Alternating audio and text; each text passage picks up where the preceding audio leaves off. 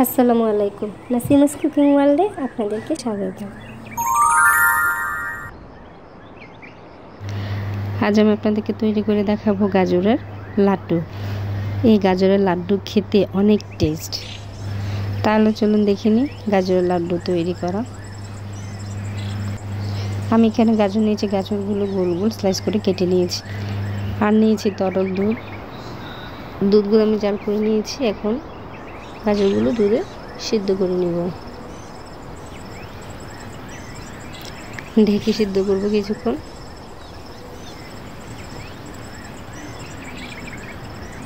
Almost হয়ে আসছে, দুধটুকু সম্পূর্ণ টেনে যাবে। আমি সিদ্ধ করব আর কিছুক্ষণ সময় ধরে।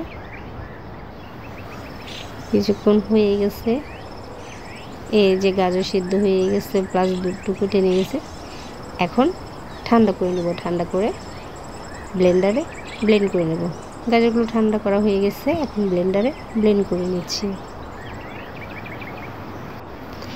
এই যে দেখতে পাচ্ছেন গাজর সম্পূর্ণ ব্লেন্ড করা হয়ে গেছে, একেবারে মিহি হয়ে গেছে। এই যে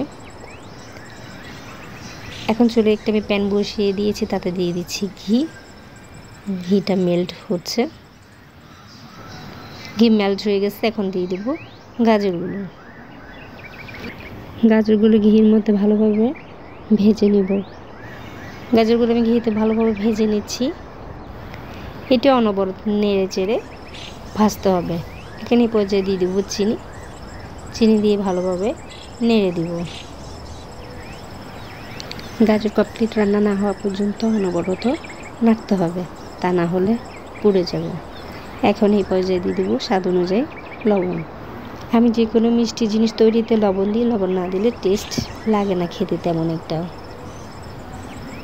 এখন দিয়ে দেবো পর্যায়ে বাদাম। বাদামগুলো আমি ক্রাশ করে নিয়েছি। এখন বাদামগুলো দিয়ে ভালোভাবে নেড়ে চেড়ে ভেজে নেব। এই যে আমার কমপ্লিট ভাজা হয়ে আসছে, দেখতে পাচ্ছেন প্যান থেকে গাজরগুলো গা ছেড়ে দিয়েছে। আমার রান্না কমপ্লিট। এখন গাজরগুলো প্লেটে ঢেলে নিব। প্লেটে ভালোভাবে সেট করে নিব এবং অপেক্ষা করব ঠান্ডা না হওয়া পর্যন্ত। আমার গাজরগুলো ঠান্ডা হয়ে গেছে। এখন আমি হাতে ঘি লাগিয়ে নিব, এবার গোল গোল করে শেপ করে নিব। লাড্ডু শেপে গোল গোল করে নেব। যে দেখতে পাচ্ছেন হাতে তালুর সাহায্যে আমি গোল গোল করে নিচ্ছি। এভাবে আমি সব লাড্ডু তৈরি করে নিব।